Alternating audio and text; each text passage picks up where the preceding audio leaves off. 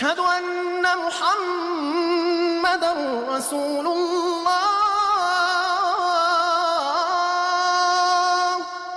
سورۃ الفجر.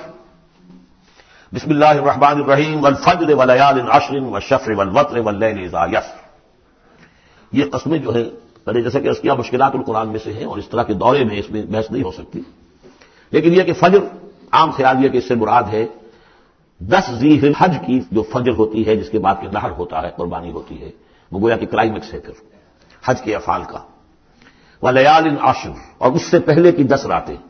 ظاہر بات ہے کہ 10 تاریخ جب ہوگی تو 10ویں رات گزر چکی ہے، تو یکم ذی الحج سے لے کر اور 10 ذی الحج تک کی یہ 10 راتیں جو ہے گزر چکی ہیں. والشفع والوتر، اور ایک 10 راتیں وہ ہے کہ جو عشرہ رمضان مبارک میں ہے. اس میں شفع اور وتر کا فرق ہے، جفت اور طاق کا. طاق میں پھر لیلۃ القدر ہے.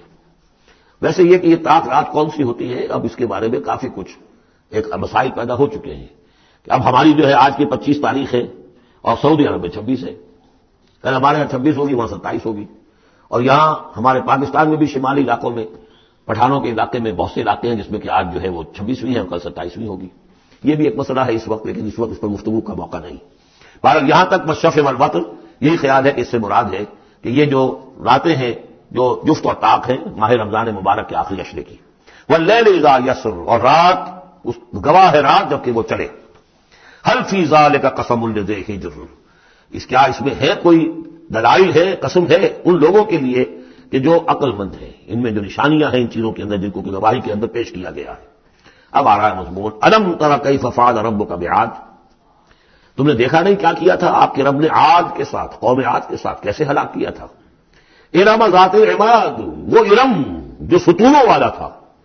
خیال یہ ہے کہ ارم جو ہے یہ قوم عاد کا شاہی خاندان تھا، جیسے فراعنہ مصر کے، نماردہ عراق کے، تبع یہ تھے یمن کے، اور ارم جو ہے یہ قوم عاد کا جو خاندان تھا بادشاہی، ان کا لقب تھا.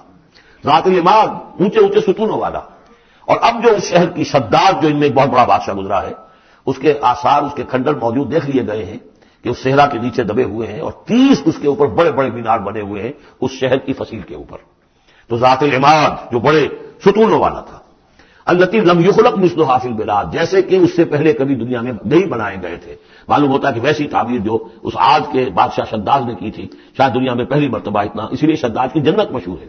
اس نے وہ جنت بنا لی تھی اپنی، اس قدر وہاں پر ساز و سامان تھا. وثمود الذین جابوا الصخر بالواد، اور تم نے دیکھا کہ ثمود کے ساتھ کیا کیا تمہارے رب نے، جنہوں نے چٹانوں کو، وادی میں چٹانوں کو تراش تراش کر محل بنا لیے. وہ تو اب بھی موجود ہیں، بڑے بڑے ہال، پھر بغلی کمرے، بڑے عمدہ ان کے جو مکان بنے ہوئے. وفرعون ذی الاوتاد، اور کیا کیا آپ کے رب نے فرعون کے ساتھ کہ جو میخوں والا تھا، اس کے جو کہ بڑے بڑے لشکر چلتے تھے تو بہت سے خچر تو ایسے ہوتے تھے جن کے اوپر صرف جو خیموں کو کھڑے کرنے کے لیے میخیں ہوتی تھی وہی اٹھا کے چل رہے. کچھ اور بھی اس کے بارے میں آ رہا ہے، اللہ عالم. الذین طغوا فی البلاد، اصل بات یہ ہے کہ ان تمام قوموں نے سرکشی اختیار کی ملکوں میں. فاکثروا فیہا الفساد، ظاہر بات ہے جب اللہ کے خلاف سرکشی ہوگی تو خلق کے لیے فساد ہو جائے گا. اکثروا فیہا الفساد، اس میں بڑا فساد پیدا کر دیا. آج جو فساد ہے ہیوز اور ہیو ناٹس کا، نارتھ ورسز ساؤتھ، ایک فساد ہے دنیا میں، ہے چل رہا ہے. جس طریقے سے کہ پیسہ کھینچ رہی ہیں یہ قومیں G7 اور G9، اگرچہ ان کے لیے بھی پرابلمز پیدا ہو رہے ہیں اور بھی دور فلک ہیں ابھی آنے والے، ناز اتنا نہ کریں ہم کو ستانے والے، ان کی بھی اپنی اندر سے رگیں کٹ رہی ہیں. لیکن بہرحال ایک زمانے میں انہوں نے فساد بچایا. ظہر الفساد فی البر والبحر بما کسبت ایدی الناس فصب علیہم ربک صوت عذاب، تو پھینکا اور دے مارا ان کے اوپر ان کے رب نے عذاب کا کوڑا. عذاب کا کوڑا تھا جس سے آل فرعون بھی ختم ہوئے اور وہ آج بھی تباہ و برباد کر دیے گئے، قوم ثمود نسیہ منسیہ کر دیے گئے. ان ربک لبالمرصاد، جان لو کہ تمہارا رب طاق میں بیٹھا ہوا ہے، گھات میں ہے. جو کوئی ایسی سرکشی کرے گا اس کا پھر یہی حشر کرے گا.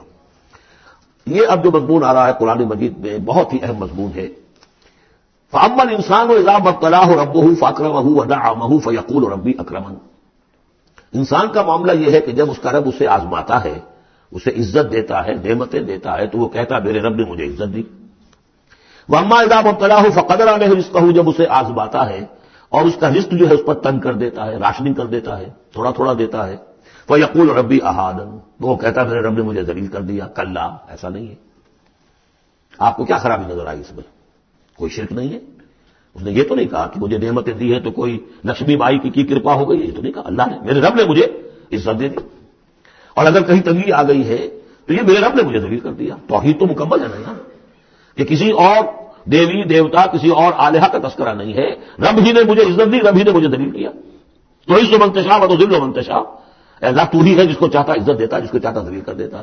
تو کیا خرابی کیا ہے اس میں؟ اس میں خرابی یہ ہے کہ اس دنیا میں جو کچھ تمہیں ملتا ہے تم اسے عزت مت سمجھو, یہ امتحان ہے. اور اگر کبھی تنگی آتی ہے اسے ذلت نہ سمجھو, یہ بھی امتحان ہے. یہ برابر ہے. یہ تم نے اسے عزت سمجھا دھوکہ کھا گئے, اس کو ذلت سمجھا دھوکہ کھا گئے. چاہے توحید انٹیکٹ ہے آپ کی, لیکن توحید جو ہے وہ تو یوں سمجھیے کہ جڑ بنیاد ہے نا ہدایت کی, اس سے اوپر بھی تو منزلیں ہیں ہدایت کی کہ نہیں. یہ امتحان ہے. ایک لفظ جو کامن ہے, اذا مبتلاه ربه فاکرمه, جب اسے ابتلا میں ڈالا اور ابتلا میں عزت دی. دیکھیے کرتا کیا ہے, یہ شکر کرتا ہے, اپنی جو بھی ہم نے اس کو نعمتیں دی ہیں وہ حقداروں کو ان کے حق ادا کرتا ہے کہ نہیں کرتا ہے. یہ عزت نہیں ہے. عزت تو تب ہوگی جب تم اس امتحان میں پورے اترو گے. ذالک یوم التغابن, وہ تو قیامت میں پتہ چلے گا کہ کس کے لیے عزت تھی کس کے لیے نہیں. کسی کو تنگی دی ہے تو یہ ذلت نہیں ہے, دیکھنا ہے صبر کرتا ہے کہ نہیں کرتا. کہیں یہ بالکل مستر ہو کر اور اپنی عزت نفس جو ہے ہتھیلی پر رکھ کر لوگوں کے سامنے مانگنے کے لیے تو نہیں نکل جاتا. پتہ چل گیا نا. تو یہ امتحان ہے. تو پہلا درجہ سمجھیے کہ چاہے فراوانی ہو, عیش ہو, آرام ہو, دولت ہو, یہ بھی امتحان. تکلیف ہے, رنج ہے, محنت ہے, مشقت ہے, اسرت ہے, تو یہ بھی امتحان. دونوں برابر ہو گئے. اب بھی ہدایت اس سے اوپر بھی ہے. ایک ہمارے دل میں یہ چور رہے گا پہلا امتحان آسان ہے دوسرا مشکل ہے. نہیں, حقیقت اس کے برعکس ہے. پہلا مشکل ہے, یہ دولت میں رہ کر بھول جانے کا آپ کے اندر زیادہ امکان ہے. الہا, حدیث آپ کو سنائی تھی, ما قل و کفا خیر مما کثر و الہا. اگر زیادتی ہوگی دولت ہوگی تو اللہ کو بھول جاؤ گے, تو زیادہ سخت نقصان یہ ہے, زیادہ بڑا امتحان یہ ہے. اور اگر ناپ تول کر مل رہا ہے تو ہر وقت اللہ یاد رہے گا. یہ ہلکا ہے, اگر حقیقت وہ بھاری ہے.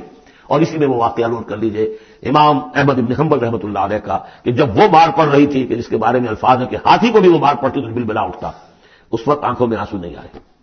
کب آئے؟